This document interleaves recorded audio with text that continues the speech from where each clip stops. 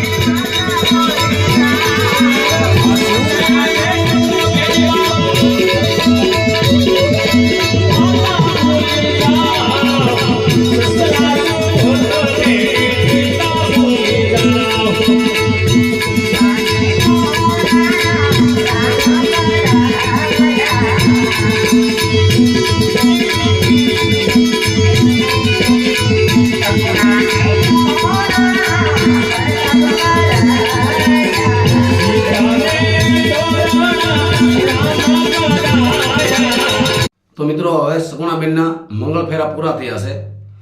સગુણાબેન તેમના માતા પિતાને પાસે વિદાય લેવા જાય છે. અને સગુણાબેન તેમના માતા પિતાને મળે છે. તો કેવું અહીંયા પાઠ રુદન કરે છે મિત્રો. તો આપણે સાંભળીએ સગુણાબેનનું રુદન.